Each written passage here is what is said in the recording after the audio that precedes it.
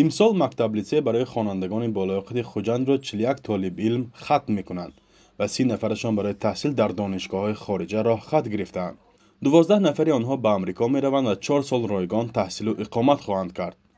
مهلیا افزالова با اختصاص طبیعت شناسی، امیربک زاکیروف با اختصاص صاحبکاری در ایالت اوهایو بورسیه‌ها را در حجم $250,000 به دست آوردند. من با دو университете کار گذاشتم، امریکانский университет Болгарии و امریکانский университет центральной Азии که در قرقیزستان.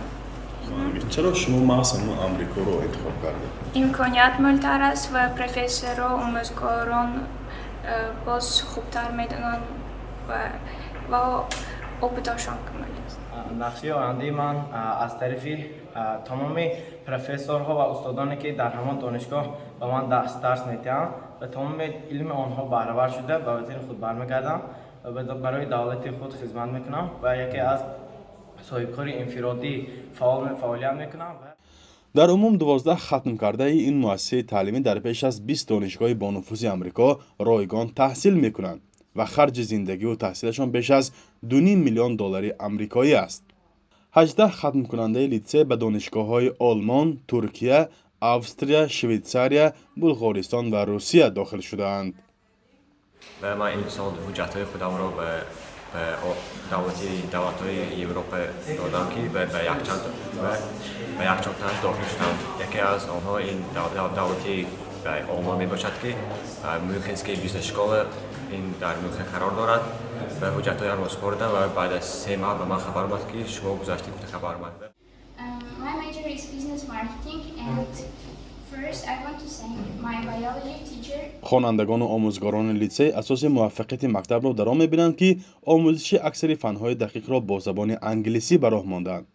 50 آموزگار مکتب اصولهای تعلیمی خارجی را در درس‌ها استفاده می‌برند. خوشبختانه حاضر ما گفته میتوانیم که روزهای نزدیک باید یک قطار خواننده‌های ما در المپیادهای زبان انگلیسی که در کشور آلمان برگزار میگردد راه خط گرفتگی هستند و بعد یک قطار دیگر خوانندگان در المپیادایی که از فن‌های دقیق برگزار میگردد در شهر لندن کشور انگلیس برگزار میگردد نصیب خواننده ها سفربر کرده می شود. این بارگاه علمی در گذشته با نام لیسه ترکی تاجیکی فعالیت میکرد و تمرکز بیشتر روی زبان ترکی بود. با برهم خوردن آن در سال 2015 مدیریت مکتب بیشتر به زبانهای انگلیسی و دیگر زبانهای خارجی روی آوردند. در تاجیکستان لیسه شهر خوجند از کم شمار مکتب‌هایی است که تنها در یک سال به چنین دستاورد نائل گشته است. فرزان محمدی، رادیو آزادی، شهر خوجند.